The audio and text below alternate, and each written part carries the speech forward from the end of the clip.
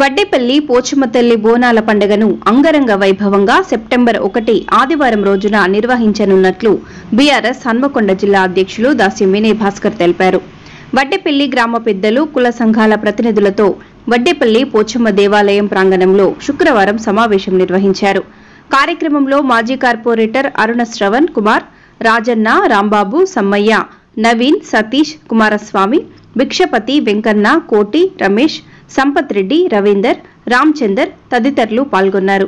సమావేశంలో ఆయన మాట్లాడుతూ గ్రామ దేవతల చల్లని దీవెనలు ప్రజలందరిపై ఉండాలని, ప్రజలందరూ సుఖ శాంతులతో సుభిక్షంగా ఉండాలని ఆనవాయితీగా బోనాల కార్యక్రమాన్ని నిర్వహిస్తున్నట్లు వివరించారు.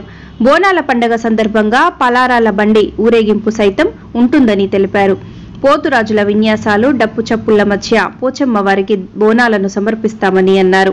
కులాలకు అతీతంగా, మతాలకు అతీతంగా, పార్టీలకు అతీతంగా బోనాల పండుగలు అందరూ పాల్గొని విజయవంతం చేయాలని కోరారు.